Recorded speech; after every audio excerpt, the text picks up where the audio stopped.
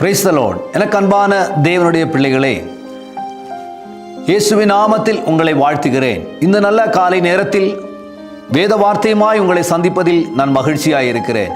இன்று நான் உங்களோடு பேச விரும்புகிற காரியம், நீர் என்னை கேட்டருளுவீர். நம்முடைய பலவீன நேரங்களில், நம்முடைய கஷ்டப்படுகிற நேரத்தில், நாம் வேதனைப்படுகிற நேரத்தில் நம்மை கேட்க யாருமே இருக்க மாட்டாங்க. சந்தோஷமாக இருக்கிறப்ப அநேகர் வருவாங்க. நாம் துக்கித்து கொண்டு இருக்கப்போ ஒருவரும் வரமாட்டாங்க. நம்முடைய சூழ்நிலையை பார்த்து தான் அநேகர் நம்மை விலை போடுவாங்க. நம்முடைய பலவீனமாக இருக்கிற நேரத்தில் நம்மளை வார்த்தையை கேட்கும்படி, நம்முடைய சமாதானப்படுத்தும்படி யாருமே வர்றதில்லை. ஆனால் நாம் சந்தோஷமாக இருக்கும்போது, நாம் மகிழ்ச்சியாக இருக்கும்போது அநேகர் நம்மோடு கூட இருப்பதை நாம் பார்க்க முடியும். ஆனால் இன்னைக்கு ஆண்டவர் சொல்கிறார், உன் பலவீன நேரத்தில் உன் சத்தத்தை கேட்கிறவர் என்று, கேட்டு அதற்கு பதில் கொடுக்கிறவர் என்று கர்த்தர் சொல்கிறார்.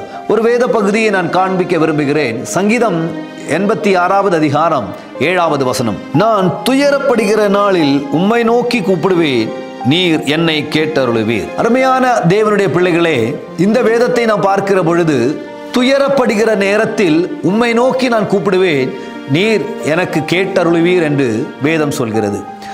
துயரப்படுகிற நேரத்தில் கேட்கிற ஒருவர் மாத்திரம் நம் வாழ்க்கையில் இருப்பாருன்னா அது நாம் கர்த்தராய் மட்டும்தான் இருக்க முடியும்.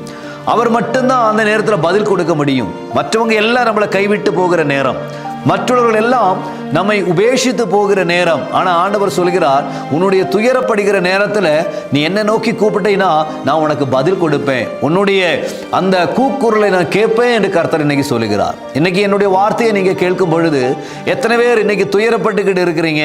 நீங்கள் யாராவது கவலைப்பட்டுக்கிட்டு இருக்கிறீங்களா? உங்களுடைய யாரும் உங்களை உதவிக்கு இல்லை, யாரும் என் சத்தத்தை கேட்க மாட்டேங்கிறாங்க, என்னை தனிமைப்படுத்திட்டாங்க, எனக்கு ஒரு ஆறுதல் சொல்லும்படி யாருமே இல்லை அப்படின்னு நீங்கள் நினைத்து கொண்டு இருக்கிறீங்களா?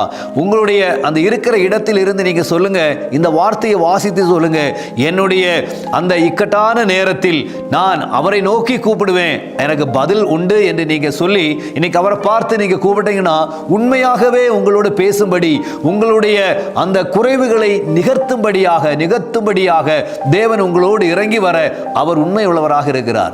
இன்னைக்கு உங்களுடைய அந்த கஷ்டத்தில், உங்களுடைய வேதனையில் கூப்பிட ஒரு இடம் உண்டுன்னா அது தேவனுடைய சமூகத்தில் மட்டும்தான். பிரியமானவர்களே, இன்னைக்கு உங்களை பார்த்து ஆண்டவர் சொல்லுகிறார், இந்த வார்த்தை உங்களுடைய பவனத்தில் வரும்பொழுது, உங்களுடைய கரங்களில் வரும்பொழுது, நீங்கள் என்னை பார்த்து கொண்டு இருக்கும் பொழுது ஆண்டவர் உங்களை குறித்து நினைக்கிற காரியம், உங்களுக்கு உதவி செய்யும்படி, உங்களுடைய தேவைகளை சந்திக்கும்படி ஒருவர் இருக்கிறார் என்பதை நான் உணர்த்தி சொல்லுகிறேன். உங்களுடைய எல்லா சூழ்நிலைகளையும் அவரிடத்தில் சொல்லுங்க, அவர் மாற்றித்தர, அவர் உங்களுக்கு ஒரு ஆறுதலை தரும்படி, உங்களுடைய கூக்குரலை கேட்கும்படி அவர் உண்மை உள்ளவராக இருக்கிறார். நான் உங்களுக்காக ஜெபிக்கிறேன். என்னோடு சேர்ந்து நீங்களும் ஜெபியுங்க. இந்த நாளில் உங்களை ஆசீர்வதித்து உங்களுடைய சமாதானத்தையும் சந்தோஷத்தையும் கொடுக்க அவர் ஒருவர் இருக்கிறார். அவர் உங்களோடு இருக்கிறார், உங்களுக்கு மாத்திரமாய் இருக்கிறார், உங்களை இக்கட்டான நிறைய மாற்றும்படியாக இருக்கிறார். நான் உங்களுக்காக ஜெபிக்கிறேன். எங்க நல்ல ஆண்டவரே, இந்த நல்ல நேரத்திற்காக உம்மை உம்மை துதிக்கிறோம் ஏசப்பா.